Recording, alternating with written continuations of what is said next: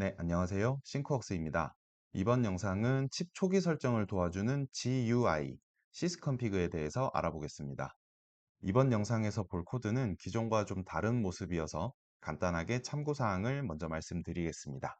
현재 TI는 C2000웨어를 통해서 동일한 내용의 예제를 두 가지 형태로 구분해서 제공하고 있습니다. 그중 하나가 지금 보고 계신 화면 왼쪽에 있는 것이 기존 방식, 레지스터 타입 예제고요. 비트필드 방식이라고 부릅니다. 주변 에로를 설정할 때 매뉴얼에 쓰여 있는 이름이 코드에서 그대로 사용되기 때문에 이 코드 한 줄이 어떤 역할을 하는지 레지스터 북 매뉴얼을 보면 쉽게 알 수가 있죠. 그리고 단점이라면 직관적으로 이 코드만 보고 무슨 동작을 하는지 예상하기가 좀 어렵겠고요. 마찬가지로 매뉴얼을 한번 찾아봐야겠죠. 그래서 보통은 주석을 달아 놓지만 급하게 수정하다 보면 주석까지 꼼꼼히 챙기기가 어려울 수 있습니다. 개발 중에 다른 디바이스로 칩을 바꿔야 할 때, 그럴 때 코드 수정 혹은 코드 점검하는 과정이 꼭 필요하겠습니다. TI가 제공하는 예제의 두 번째 형태, 드라이버 라이브러리 타입인데요. 보시다시피 함수 형태의 API를 제공해서 이 코드가 무슨 일을 하는지 이름을 길게 적을 수가 있으니까 좀 더 서술하기가 좋고요. 그리고 사용하기도 쉽습니다. GPIO 토글하는 API를 놓고 거기에 GPIO 몇 번인지만 써 넣으면 되니까요. 레지스터 타입 같은 경우에는 어떤 비트에 어떤 GPIO가 할당되어 있는지 직관적으로 보기는 좀 어렵죠. 그리고 드라이버 라이브러리 타입 같은 경우에는 이제 컨셉 자체가 그렇다 보니 칩을 바꿔도 GPIO 토글 핀이라고 하는 이 함수, 이 API는 그대로 유지가 되기 때문에 수정 사항이 생겨도 이 API 안쪽에서 조절을 하면 되는 것이기 때문에 코드가 바뀔 일은 많지 않다고 볼 수 있겠습니다. 하지만 이 API가 무슨 일을 하는지 이름에서 유추를 할 수 있다고는 했지만 최초로 이 API를 어떻게 가져와야 될지 GPIO를 토글하는 API 이름이 뭔지 처음에는 알기가 좀 어렵죠. 그래서 레지스터 매뉴얼을 찾는 것처럼 내가 쓰고자 하는 API를 찾는 과정이 필요하겠습니다. 단점이라면 그런 게 있겠고요. 그래서 TI는 시스컨피그라는 툴을 제공합니다. 쉽게 말하면 주변으로 세팅을 도와주는 GUI이고요. CCS 프로젝트의 파일 형태로 포함이 됩니다. GUI에서 원하는 주변 회로의 각 기능에 대해서 체크박스를 통해 활성화한다던가 드롭다운 메뉴를 통해서 비트 동작을 선택할 수 있습니다. 사용할 수 있는 옵션이 거의 모두 꺼내져 있기 때문에 어디서 무엇을 찾아야 할지 고민하는 시간을 많이 줄여줍니다. 앞에 나와 있는 옵션들을 체크해 나가면 되니까요. 그렇게 설정한 뒤에 프로젝트를 빌드하면 시스컨피그에서 설정한 내용들이 보드.c, 보드.h 파일에 드라이버 라이브러리의 API로 저장이 되어서 드라이버 라이브러리의 장점을 유지하면서 그리고 그 API를 찾아야 되는 단점도 해결하는 그런 방식을 제공하고 있습니다. 그 밖에도 주변으로 설정 충돌을 알려주기도 하고요. 현재 설정에서 어떤 핀들을 사용하고 있는지 시각적으로 보여주기도 합니다. 그럼 소개는 이쯤 마치고요. 지금부터 시스컨피그 사용법을 알아보겠습니다. 먼저 C2000웨어에 있는 빈 예제를 하나 불러올 거고요. 녹색 LED가 연결된 GPIO 31번과 CPU 타이머 0를 설정해서 0.2초 간격으로 LED를 전멸하는 예제를 만들어 보겠습니다. 자, 그럼 베이스가 될 프로젝트를 불러오겠습니다. 꼭 필요한 코드만 있고 다른 설정들은 비어있는 empty 프로젝트입니다. 자, 파일 메뉴에 import 프로젝트를 선택합니다. 그리고 브라우즈 버튼을 눌러서 폴더를 찾아갑니다. 현재 위치는 C 드라이버의 TI 폴더, C2000 폴더, C2000웨어 26.1 버전, 현재까지는 최신 버전입니다. 자, 여기에 와서 이그젬플을 선택하시고요. 그리고 2837XD 사용하시는 칩 선택하시고 그리고 CPU 1 코어만 쓰는 예제에 들어가서 empty 프로젝트를 선택합니다. 자, 그러면 그 하위에 있는 프로젝트가 두 개 나오는데 밑에 거는 C++니까 C++이니까 위에 것을 선택합니다. empty drive library 타입의 프로젝트다. 그리고 저 프로젝트를 불러올 곳은 기본 워크스페이스인 CCS 테이아 워크스페이스로 가져오겠습니다. 피니쉬. 자, 예제가 불러졌습니다. 여기서 보시면 일단 중요한 파일들을 보시면 네 종류가 있네요. 끝에 확장자가 CMD 파일, 그리고 sysconfig 파일, 이번 영상의 주제죠. 그리고 드라이버 라이브러리 파일, 그리고 메인 함수가 있는 C 파일, 이렇게 준비가 되어 있습니다. CMD 파일이 두 종류인데 하나는 excluded, 빌드에서 제외가 되었다는 얘기고요. 요거는 이름에서도 보시다시피 플래시 부트 모드일 때 필요한 CMD 파일입니다. 그리고 밑에는 개발할 때는 램에서 동작을 먼저 검증하고 그 이후에 플래시 버전으로 옮기는 그런 순서가 되니까 램에서 동작하는 CMD 파일을 선택을 하겠습니다. 기본값도 그렇게 되어 있고요. 그리고 드라이버 라이브러리는 앞서 잠깐 보셨던 API 타입의 함수들이 여기에 잔뜩 들어 있습니다. 그런 코드를 라이브러리 형태로 파일 하나로 추가한 셈이 되겠고요. 그리고 메인 함수가 있는 main.c, 이런 구성으로 되어 있는 main.c까지 있고, 자, 그럼 이번 영상의 주제가 되는 C2000 sysconfig를 한번 열어보겠습니다. 자, sysconfig 파일을 열었더니 뭔가 굉장히 많은 텍스트들이 나오고 있습니다. 자, 하나씩 단계별로 알아가 보겠습니다. 화면이 너무 복잡하니까 창을 좀 최대로 키우겠습니다. sysconfig 파일 이름이 적힌 탭을 마우스 오른쪽 클릭하시고, 네, 최대화로 키우기. 자, 이 화면에서 한번 보시죠. 지금 왼쪽을 보시면 주변 회로로 보이는 이제 많은 설정들이 있습니다. 자, 예를 들어서 GPIO를 한번 눌러 보겠습니다. 그리고 Add 버튼을 누르면요.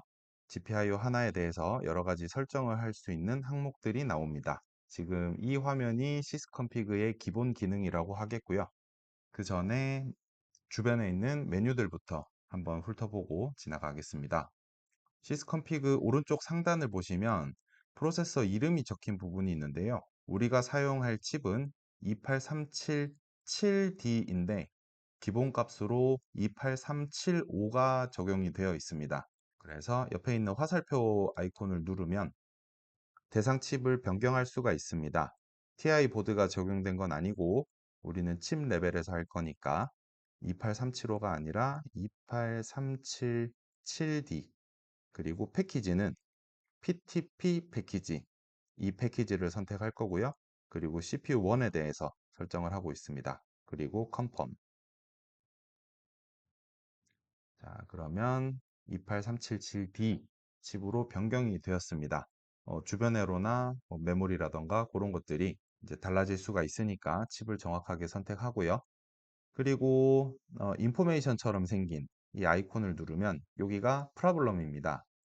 프로블럼. 네, 아이콘을 여러 번 눌러보면 이제 생겼다가 없어지는 것을 볼 수가 있고요.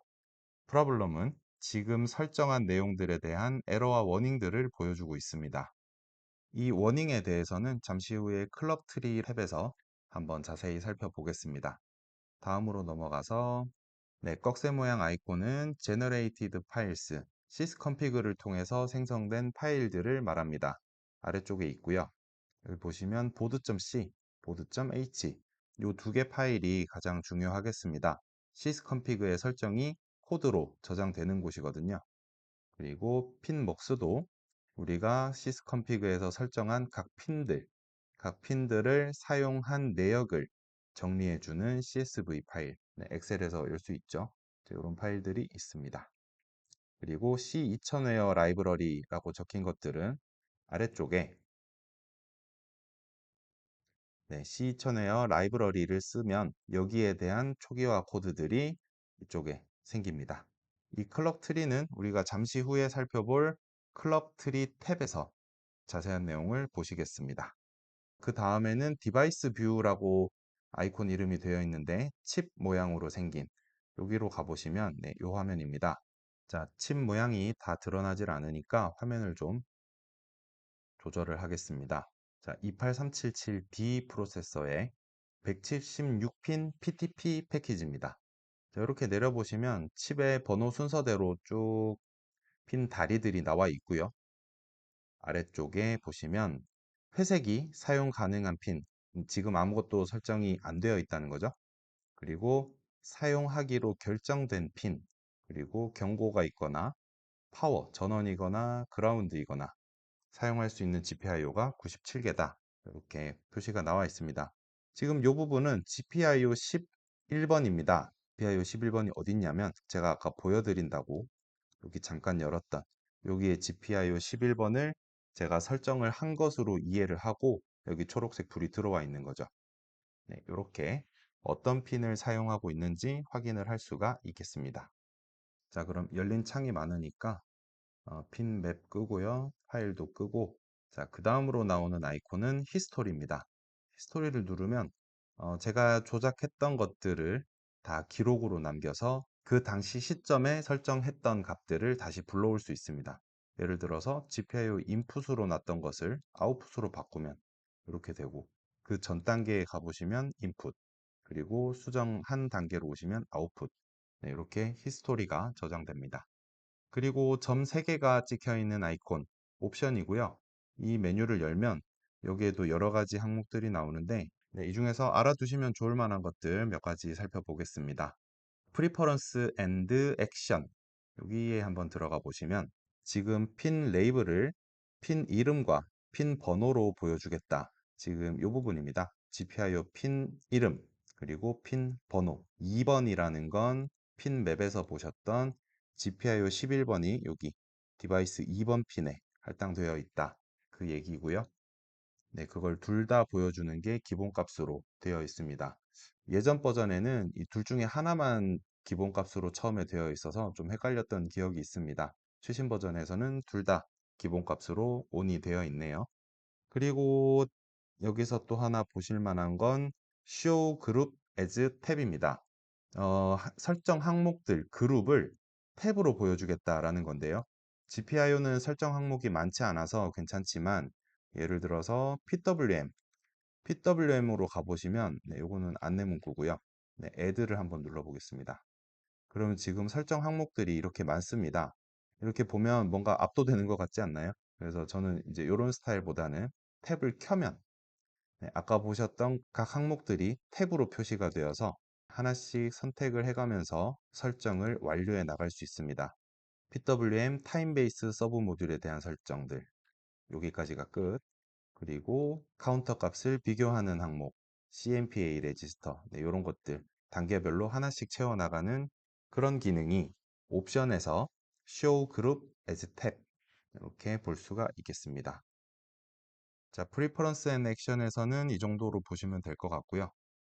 네, 그리고 옵션에서 링커 메모리 컨피규레이션 인포메이션 네, 요거는 현재 선택한 28377D 칩이 가지고 있는 메모리 구조를 보여주는 화면입니다. 이 시스컨피그 메뉴 중에 CMD 파일 쪽을 수정하더라도 여기에 반영되진 않고요. 현재 칩의 메모리 구조가 어떠한지 보여주는 용도로만 쓸 수가 있습니다. 그리고 다음은 클럭 트리. 잠시 후에 보실 클럭 트리 탭에서 각각의 클럭들을 어떻게 설정했는지 한눈에 요약해서 보여주는 화면입니다. 이 부분은 참고해서 보실만 하겠네요. 자, 그러면 오른쪽 위에 있던 메뉴들은 다 살펴봤고요. 자, 이번에는 왼쪽에 있는 아이콘들을 보겠습니다. 지금 보고 계신 탭이 소프트웨어 탭이고요. 주변으로 가 있는 화면들을 얘기합니다. 그리고 클럭 트리 탭을 누르면 네, 시작하기가 나오면서 각각의 설정된 항목들의 색을 통해서 지금 어떤 상태인지 볼 수가 있겠고요. 뭐 직관적으로 빨간색은 에러라는 이야기가 되겠죠. 이런 식의 안내사항들 한번 살펴보시고요. OK를 눌러서 넘어갑니다. 자, 그러면 이 화면이 28377D가 가지고 있고 할 수 있는 클럭 설정들입니다. 이게 전체 맵이라고 보시면 되고요. 그리고 여기에서 CPU1 시스템 클럭을 만드는 과정만 압축해서 보고 싶다. 그러면 항목을 누르면 지금 크기가 작아서 보이실지 모르겠는데 X탈이라고 되어 있는 이 항목 여기서 10MHz짜리 크리스탈을 달아서 40배 뻥튀기를 해서 400MHz를 만들고요. 그리고 나누기 2 분주를 해서 최종 200MHz를 만든다. 그리고 그 클럭이 CPU1의 시스템 클럭 200MHz가 된다. 이렇게 부분별로 쪼개서 볼 수가 있습니다.